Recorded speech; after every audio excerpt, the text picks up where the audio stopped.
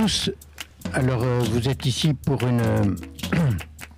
pour un regard de Stéphane Padovani sur l'œuvre de Victor Ségalen. Certains d'entre vous ont peut-être lu son livre. Victor Ségalen, un rêve de film. Je vais vous présenter, avant de présenter Stéphane, peut-être dire un tout petit mot sur l'œuvre de Ségalen, dont vous avez sûrement, la plupart d'entre vous, lu Les Meilleures Feuilles, mais c'est à la fois une œuvre et puis une vie un peu compliquée. Donc juste pour nous remémorer quelques jalons le connaissant. Vous dire aussi que ce qui m'a amené à débattre avec Stéphane autour de son livre, c'est un intérêt que j'ai moi personnellement depuis très longtemps à Ségalen, puisque je l'ai découvert pendant mon service militaire en 1972 à Tahiti. Enfin, je l'ai découvert, il était mort, mais j'ai découvert son œuvre là-bas, donc évidemment ça m'a beaucoup touché. Et ensuite j'en ai fait un mémoire de maîtrise de lettres quelques années plus tard. Voilà. Pour donc évoquer Ségalen dans quelques grandes lignes, donc il est né en 1878 et il est mort en 1919. Il y a eu principalement 4 périodes dans sa vie. Donc sa jeunesse qui s'est passée à Brest, hein, ses parents étaient brestois. Il a eu, comme il disait, une jeunesse casanière et éberluée. Ensuite, il a fait des études de médecine à Bordeaux. Pourquoi à Bordeaux? Parce qu'en fait, il a fait médecine navale. Donc il est devenu médecin militaire, médecin de la marine.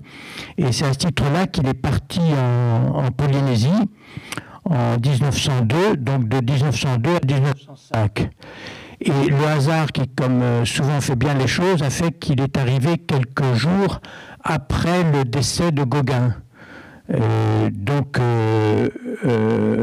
Gauguin dont il connaissait l'œuvre, puisque pendant ses études de médecine, il s'était beaucoup intéressé également à la littérature et à la peinture et à la musique, mais on y reviendra de toute manière. Donc il a découvert Gauguin et il a eu la chance de faire partie d'être sur le bateau qui est parti dans les îles sous le vent où habitait Gauguin.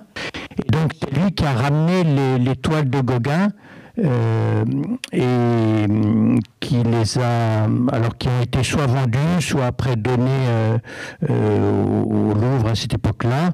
Et donc et lui il a vraiment récupéré sur place les œuvres de Gauguin. Il y a une anecdote célèbre d'un tableau que Gauguin avait peint en Bretagne, mais qu'il avait amené à Tahiti, qui était un paysage breton sous la neige. Et le tableau a été vendu aux enchères à Tahiti, à Papeete, sous le titre des chutes du Niagara. Parce qu'en fait, ils avaient présenté le tableau à l'envers et donc la ferme bretonne devenait les chutes du Niagara. Et d'autres tableaux ont été retrouvés, servaient de clôture pour des poulaillers. Voilà. C'est dire un petit peu la considération qu'on avait. Mais donc je passe sur sa période polynésienne, à la suite de laquelle il a engagé la rédaction d'un livre qui s'appelle Les Immémoriaux. Donc c'est sa première œuvre vraiment. Et donc c'est un livre sur l'histoire de la dernière royauté de Tahiti, du roi de Tahiti. Voilà, donc c'est une sorte de document ethnographique, mais en fait qui n'en est pas un vraiment, parce que c'est également romancé. C'est toujours comme dans l'œuvre de Ségalen, c'est très complexe à définir comme genre. D'ailleurs, on peut aussi préciser que c'est pratiquement un conte d'auteur qu'il a sorti ce livre, sous un pseudo Max Anelli au départ. Et c'est quasiment l'un des 3 livres qui ont été publiés de son vivant, puisque toutes les autres publications ont été faites après sa mort. En fait. Donc c'est juste la partie émergée de l'iceberg, en fait. Alors après son séjour à Tahiti, il a passé quelques années à Brest. Il s'est marié, il y a eu la naissance de son premier enfant. Et ensuite, il y a eu la période de 3 grandes expéditions en Chine. Il est allé à 3 reprises en Chine, donc de 1919 à 1910, la première année. Ensuite, il est revenu, il y est allé de la même année jusqu'à 1914. Il est revenu en 1914 à cause de la déclaration de guerre. Et il a fait une dernière expédition là-bas en passant par la Russie, en fait, par le Transsibérien. Donc c'est intéressant de voir en fait toute son œuvre a tourné à cette époque-là autour du changement d'empire de tous les pays, de toutes les grandes puissances du monde, puisque de Tahiti, enfin qui est les îles souvent n'étaient pas vraiment une grande puissance du monde, mais en tout cas un univers autonome qui s'est trouvé en phase avec la colonisation à ce moment-là. Après ça a été la Chine, puisqu'il est allé au moment de la chute vraiment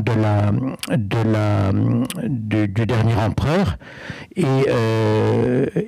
même la Russie, puisqu'en fait il a traversé la Russie juste au moment de la révolution russe. Pour faire écho à ce que dit Philippe, c'est l'homme qui arrive toujours au moment où les choses se terminent, voilà, où les empires effectivement croulent, où les grands artistes viennent de disparaître. Il arrive à Aden aussi, sur les traces de Rimbaud, qui est décédé il n'y a pas si longtemps à l'échelle de l'histoire, et il essaye de rencontrer les dernières personnes qu'il aurait connues.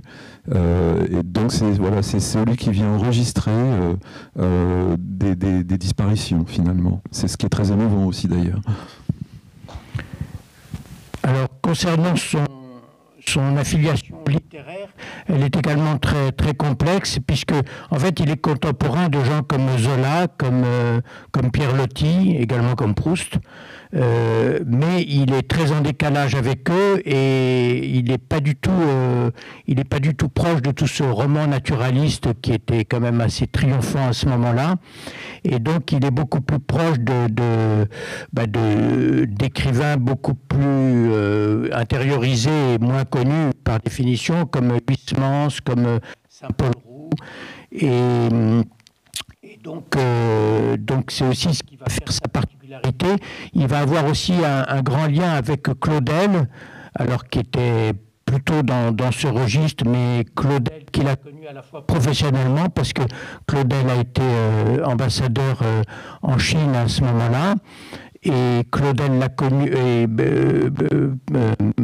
Ségalen l'a connu à ce moment-là, et également dans son lien avec de discussions apparemment assez conflictuelles avec le christianisme, puisque Ségalen avait un rapport à la religion qui était assez complexe, assez rebelle, et donc il se déclarait catholique. C'est pas le I d'aujourd'hui, c'est le A catholique. Alors ça, évidemment, ça n'a pas du tout plu à Claudel, et donc ils ont des rapports très conflictuels, mais en même temps il avait une certaine admiration. Ah oui, l'admiration y restait, et la critique aussi assez acerbe du catholicisme de Claudel. Et alors, il y a une différence aussi intéressante entre eux, c'est que Claudel, tout en étant ambassadeur effectivement à Pékin, et tout en écrivant aussi sur la Chine, enfin notamment à travers le livre Connaissance de l'Est, ne connaissait pas le chinois, le mandarin, alors que Ségalen, lui, il avait étudié de près, il avait gagné ses diplômes d'élève traducteur, et donc il maîtrisait aussi la langue et même certains dialectes chinois. Et donc on voit bien à travers ça comment Ségalen arrive à déjà, par la langue, par le langage, à s'immerger dans une culture, dans une civilisation, et à se décentrer un petit peu justement je dirais, d'un regard colonialiste en fait sur les lieux où il vit et qu'il découvre.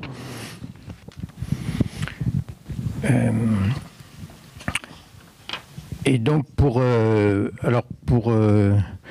continuer rapidement sur cette déclinaison de l'œuvre de Ségalen, précisons aussi qu'il a eu donc il avait un rapport aussi très, très particulier avec avec le chinois, comme disait Stéphane, qu'il a appris, mais également avec les expéditions, puisque la deuxième fois où il est allé en Chine, en fait, il a réussi à y aller non plus au titre de médecin de la marine, mais il a réussi à avoir un peu l'équivalent, peut-être aujourd'hui, d'une bourse du CNRS, comme une sorte, pour faire une expédition qui était à la fois ethnographique et archéologique. Voilà, avec un ami qu'il a... Une cartographie de territoire vraiment très peu connue. Voilà, et il était également, ils avaient également dans leur groupe un officier de marine qui était cartographe, qui était spécialisé dans la cartographie. Donc, vous voyez, c'est vraiment une approche très, très globale qu'il a essayé d'avoir. Et bon, après, là aussi, ça n'a pas été simple, donc d'autant qu'il y a eu la guerre de 14 qui est arrivée, donc il a dû revenir à ce moment-là, mais il a pu repartir. En écoutant Philippe, et en retraçant un petit peu mentalement aussi le parcours, j'ai eu l'occasion d'en parler hier avec quelques lecteurs avec qui on a discuté, c'est vraiment cette dimension universaliste qui m'a frappé chez beaucoup de gens de son époque d'ailleurs, avec cette idée que la culture est poreuse, que les disciplines sont poreuses les unes avec les autres. Il y a un vrai souci d'envisager la connaissance au sens humaniste, comme il l'était au départ. Et voilà, ça fait référence aussi à ce que quelqu'un comme Edgar Morin a pu écrire aussi sur le côté, la nécessité d'avoir une approche transversale des disciplines. Et enfin, c'est ce qui est une des choses qui peut être fascinante et riche et nous parler encore aujourd'hui dans l'approche de Ségalen qui nous sort un petit peu du compartiment, l'idée de compartimenter comme ça les savoirs. Alors maintenant on va en venir au livre de Stéphane, abordons le sujet. Alors juste peut-être pour lire son livre, quand vous l'aurez lu, il faut après vous plonger dans les lettres de Ségalen, parce que je trouve qu'il a une approche qui est un petit peu, qui est assez semblable à ce qu'on retrouve dans ce qu'a fait sa fille. La fille de Ségalen a publié un grand échantillon de ses lettres, de façon, enfin c'est même, on en parlait, c'est même assez courageux de sa part, parce qu'il y a des lettres qui sont pas toujours à l'avantage, notamment de la sérénité familiale, mais c'est comme ça. Et donc, dans ces lettres, on retrouve des choses très pertinentes. On parlait de Claudel tout à l'heure. Claudel, il le définit comme... à un moment, il écrit à son épouse, en le qualifiant de froid et aimable d'abord, puis aimable plus que froid. Vous voyez, c'est la façon dont il résume la perception des gens. Il y a aussi des lettres très touchantes à son fils Yvon, où même à son fils, il écrivait d'une façon... il écrivait les aventures qui lui arrivaient. Il décrit à un moment, tu te souviens, un accident de bateau, un quasi-naufrage, mais il ne parle pas des morts qu'il y a eu. Donc c'est très touchant parce qu'il lui décrit ça comme étant une belle aventure, un combat de bateau ou presque sur la mer. Et puis donc, mais il évite soigneusement de mettre les choses plus tristes, quoi. Voilà. Et de la même façon, ce qui m'a frappé aussi à la lecture des lettres, c'est et ce qui a nourri aussi mon livre, c'est la façon dont il parle de sa femme, Yvonne, et la place qu'il lui accorde, le souci qu'il a de la remercier, de la présenter comme une collaboratrice, une lectrice, et pas juste quelqu'un qui va s'occuper des enfants pendant que monsieur est en vadrouille. Et donc il y avait un vrai désir de correspondance, mais au sens fort avec elle. Comme je le dis dans le livre, c'est pas une Pénélope qui attend son Ulysse. Elle-même, elle a voyagé, elle a rejoint en Chine aussi et assez longtemps. Elle a fait du cheval avec lui, elle a partagé sa quête. Et voilà, c'est ce qui m'a aussi donné l'envie d'ouvrir d'ailleurs le livre sur Yvonne. Voilà, c'est le personnage qui apparaît dans les premières pages dans la forêt de Welgoat, où Ségalen a été retrouvé mort, en fait, à l'âge de 41 ans. Alors, donc, est-ce que la première question plus globale que je te poserai, donc, c'est d'où est venue cette idée d'en faire un film, enfin d'envisager de faire le rapport entre Ségalen et le cinéma, donc, puisque le titre c'est Ségalen, un rêve de film. Est-ce que tu peux nous dire un mot sur ta démarche au départ? Oui, alors c'est vrai que tout comme Philippe, je suis aussi cinéphile de longue date, et en lisant Ségalen, en me renseignant sur lui, d'abord évidemment comme beaucoup, j'ai été frappé de la dimension romanesque et assez extraordinaire de sa vie, de son parcours. Donc c'est vrai qu'on pense tout de suite à l'intérêt qu'il pourrait y avoir à avoir un film sur lui, voilà, ce qu'on appelle un biopic aujourd'hui.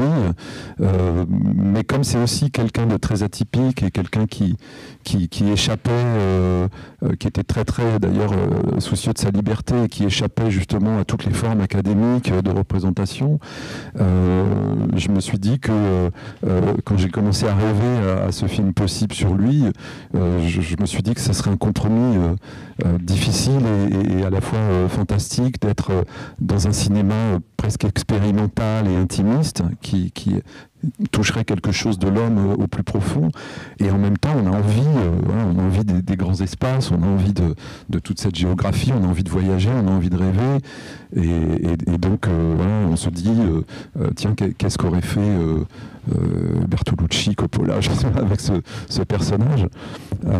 Donc c'est vraiment un rêve qui est tissé de plein d'images que j'avais en lisant Ségalen dans le texte, et puis aussi en découvrant des choses sur lui dans son vécu, en fait. Voilà.